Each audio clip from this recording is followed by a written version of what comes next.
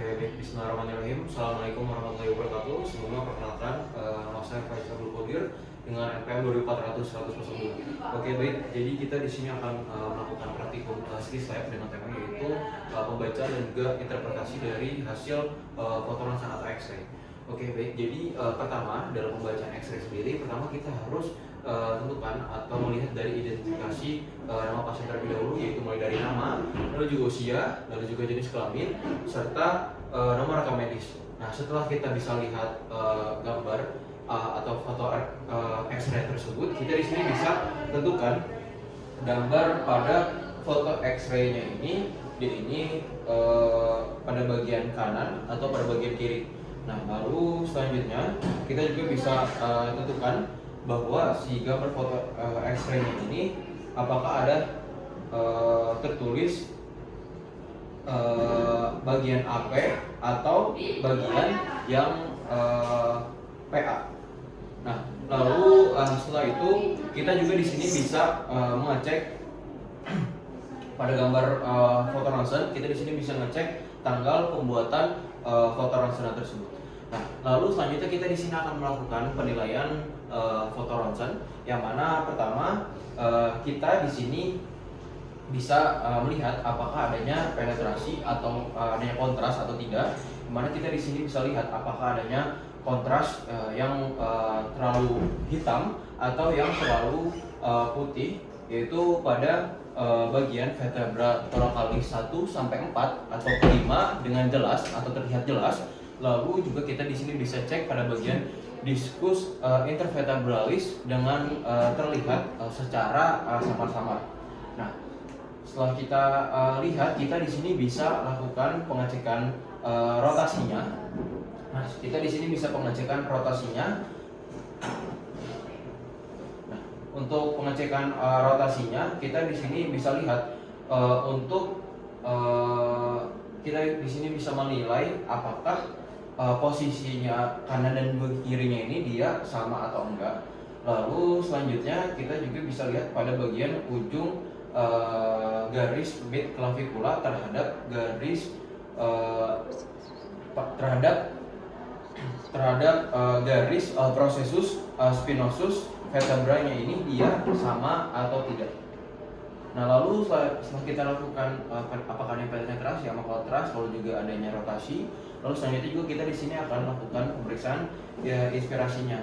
Nah, kita di sini bisa cek inspirasi, yang mana pada pasien didapatkan kita bisa lihat apakah pengambilan foto ronsennya ini dengan menggunakan inspirasi dengan maksimal atau tidak, yang mana didapatkan adanya apex, lalu juga pada bagian bawah serta pada bagian costanya ini dia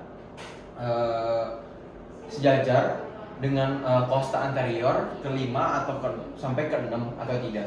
Nah, lalu selanjutnya kita di sini bisa mengecek magnifikasinya. Magnifikasi itu adalah pembesaran pada jantung. Nah, yang mana kita di sini akan mengecek magnifikasinya. Pertama, sebelum melakukan magnifikasi, kita di sini harus mengetahui posisinya itu anterior posterior atau PA, posterior anterior atau tidak. Nah, apabila terutama untuk anterior posterior, nah posisi jantungnya ini jauh dari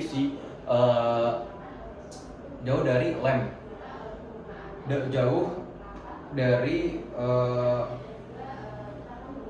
jauh dari film.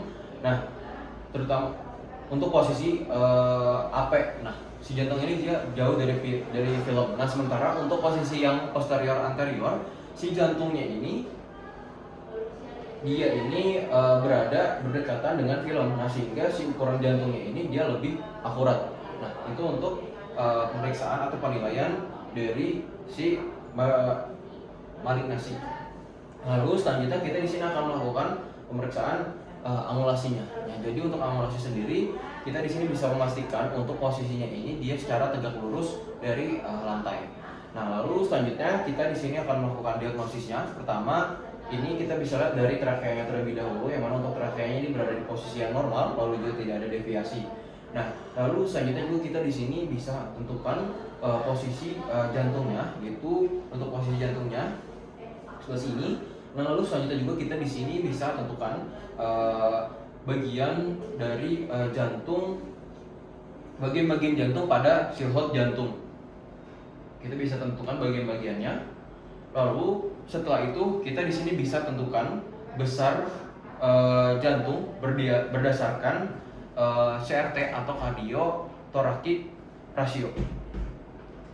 Nah, lalu setelah itu kita di sini bisa menentukan sinus phrenicus, sinus phrenicocortalis, atau claustrophreniculus dan juga phrenicocardial atau claustrophreniculus. Apakah dia ini sudutnya ini dia terlihat jelas atau apakah dia terlihat atau tidak terlihat. Nah, lalu setelah itu kita di sini akan menilai dari diafragma kanan dan juga diafragma kirinya. Apakah kanan juga kirinya ini dia sama atau tidak. Yang mana untuk nilai normalnya itu dari diafragma ini kurang dari 2,5 cm. Lalu kita bisa cek pendataran diafragmanya, yang mana ini kita untuk pendataran diafragmanya sendiri kita di sini bisa membuat garis lurus imajiner seperti berikut. Nah, itu untuk pendataran diafragma. Nah, lalu selanjutnya kita di sini bisa mengamati lapang paru atas atau pada bagian apexnya. Kita di sini bisa mengamati. Lalu setelah kita bisa amati pada bagian lapang paru atas atau pada bagian apex, kita di sini bisa cek pada bagian hilumnya. Yang mana untuk hilum sendiri ini merupakan tempat keluar masuknya pembuluh darah, lalu juga bronkus serta limfatik dari paru-paru. Nah, itu untuk hilum. Nah, setelah kita bisa cek pada bagian apex dan juga hilumnya, kita di sini cek juga apakah kita juga bisa mengamati apakah adanya densitas. Apakah ada densitasi pada tulang kosta, lalu juga kita juga di sini akan mengamati pada tulang scapula atau pada bagian tulang belakang yang claviculanya, lalu juga kita bisa mengamati pada tulang claviculanya, serta kita di sini bisa mengamati jaringan lunak, yaitu seperti payudara, lalu juga seperti payudara, lalu juga kulit atau subkutisnya. Oke, baik. Jadi Alhamdulillah alamin, untuk hasil pembacaan atau interpretasi foto ronsennya ini sudah selesai. Mungkin cukup sekian. Jadi berdasarkan hasil pembacaan atau hasil pemeriksaan X-ray yang sudah dilakukan, untuk hasil dari foto ronsennya ini dia alhamdulillah semua ini dalam batas normal, yang mana tidak ada kelainan atau juga tidak adanya deviasi pada area rongga trakea, hingga tidak adanya kelainan juga pada bagian hilum, lalu juga apex dan juga lain-lainnya. Mungkin cukup sekian dan terima kasih. Kurang lebihnya mohon maaf apabila terdapat kesalahan. Assalamualaikum warahmatullahi wabarakatuh.